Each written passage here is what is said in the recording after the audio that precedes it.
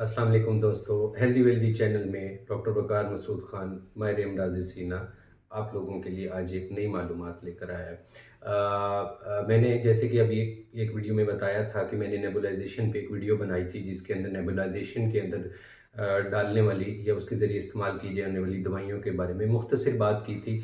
तो बहुत सारे लोगों ने राब्ता करके मुझे व्हाट्सएप, ईमेल के ऊपर उन्होंने रिक्वेस्ट की कि आप इसके मामले में दवाई के बारे में, हर दवाई के बारे में अलग-अलग वीडियो पे थोड़ी-सी बात कर दें। तो वेंटोलिन एक ऐसी दवाई जो हम नेबुलाइज़र के ज़रिए ले सकते हैं, उसके ऊपर मैं एक वीडियो बना चुका हूँ, वो आप देख सकते हैं, चैनल के अंदर मौजूद है। आज हम दूसरी जिस दवाई के बारे में बात करेंगे, जो हम नेबुलाइज़र के लिए इसके ज़रिए इस्तेमाल कर सकते हैं, दमा के मरीज़ों के लिए है, उसका नाम है इप्राट्रोपियम। यानी मार्केट में वो ऑप्ट्रा के नाम से भी आती है और एटम के नाम से भी आती है। देखें, दवाइयों के ब्रांड नेम बताने का मकसद इसलिए है कि पाकिस्तान में सिर्फ कुछ मखसूस ही कंपनियां इनका ये दवाई बना रही हैं, ये वाइडली अवेलेबल नहीं है, तो इसलिए ये एक ही नाम से आती हैं। तो इसलिए आप यूँ समझें कि इनका ब्रांड नेम और इनका केमिकल नेम एक ही है, यानी ये एटम के नाम से ही मशहूर है। अच्छा, एटम के बारे में हम बात करें। देखें, एटम जिसके अंदर इप्राटोमियम ब्रोमाइड है, इसका क्या काम है जी? इसका काम है सांस तंगी को खोलना। अब आप कहेंगे वेंटोलिन का काम भी सांस तंगी को खोलना था। जी बिल्कुल, इसका काम भी है सांस तंगी को खोलना, लेकिन इसमें थोड़ा सा फर्क है। वो क्या है? देखिए, नॉर्मल रूटीन में, आम रूटीन में हम वेंटोलिन से नेबुलाइज करते हैं, लेकिन अगर कोई मरीज़ ऐसा जिसकी सांस तंगी वेंटोलिन से ठीक नहीं हो रही है, तो फिर हम उसके अंदर एटम भी शामिल कर देते हैं। तो यानी अगर आप वेंटोलिन भी ले रहे हैं तो और उससे सांस तंगी आपकी उस कदर ठीक नहीं हो रही, तो फिर आप उसके अंदर एटम सॉल्यूशन भी ऐड कर सकते हैं, जो आप नेबुलाइजेशन के ज़रिए ले सकते हैं। जैसे कि हम दवाई के बारे में थोड़ी सी डिटेल ज़रूर बताते हैं, वो वीडियो के एंड तक वो मैं बताता रहूँगा, आप उसको तफसील से सुने। एटम की दवाई कितनी लेनी चाहिए? एटम का एम्प्यूल, उसमें से आप 1 सीसी दवाई 1 सीसी लेके 1 ml लेके 3 to 4 ml नॉर्मल सलाइन के साथ मिक्स करके उसे आप नेबुलाइज कर सकते हैं। ये कितनी देर तक असर करता है? इसका असर 3 से 4 घंटे तक रहता है।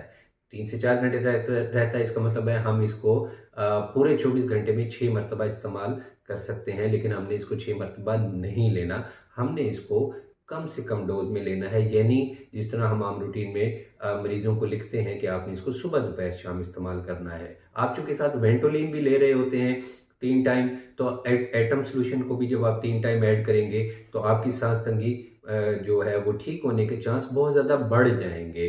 अब बात करें कि आया इसका बच्चों के अंदर आप हाफ एम्प्यूल, हाफ सीसी डाल के इससे नेबुलाइज कर सकते हैं। अच्छा, अब आ जाए साइड इफ़ेक्ट। देखें, आम रूटीन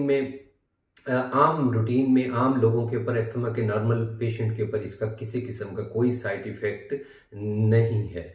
सिर्फ ऐसे अफराद जो बूढ़े हैं या ऐसे अफराद जिनको मसाने के वज़न ज़्यादा होने का मसला है, जिसको कहते हैं कि प्रोस्टेट का मसला है, तो उन लोगों को एटम से नेबुलाइज करने से मना किया जाता है, अवॉइड करने का कहा जाता है। तो बहुत ही इंतहाई शदीद सूरत हाल में डॉक्टर्स की मौजूदगी में या मेडिकल अमले की मौजूदगी में हम उनको एटम से नेबुलाइज करा देते हैं, लेकिन अपने तौर पे, अपने घर पे रह के हम उनसे रिक्वेस्ट करते हैं कि आप या उनको एडवाइस करते हैं कि आप एटम से नेबुलाइज ना करें, क्योंकि उसकी वजह से उनको इमरजेंसी के तौर पे पेशाब की रुकावट का मसला शुरू हो सकता है। इसके अलावा एटम का कोई बहुत ज़्यादा ख़ास साइड इफ़ेक्ट नहीं है। आप इसको दिन में 3 से 4 मरतबा इसको नेबुलाइज के साथ इस्तेमाल कर सकते हैं। प्रेग्नेंट वुमेन के अंदर इसका कोई मसला नहीं है, वो इसको अपने सांस खोलने के लिए इस्तेमाल कर सकती हैं। इसके अलावा अगर आप शुगर के मरीज़ हैं तो भी आप इसको इस्तेमाल कर सकते हैं।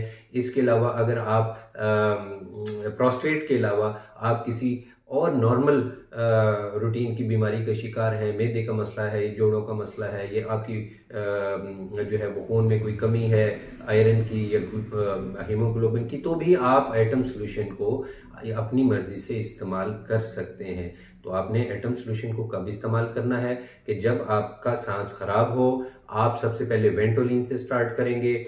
अगर 1-2 दिन वेंटोलिन से ठीक नहीं हो रहा या फिर आप शदीद सांस तंगी का शिकार नहीं हैं, तो 1 आध दिन आप वेंटोलिन से करें और अगर ठीक नहीं हो रहा है तो आप उसमें फिर एटम सॉल्यूशन भी उसके साथ ऐड कर लें।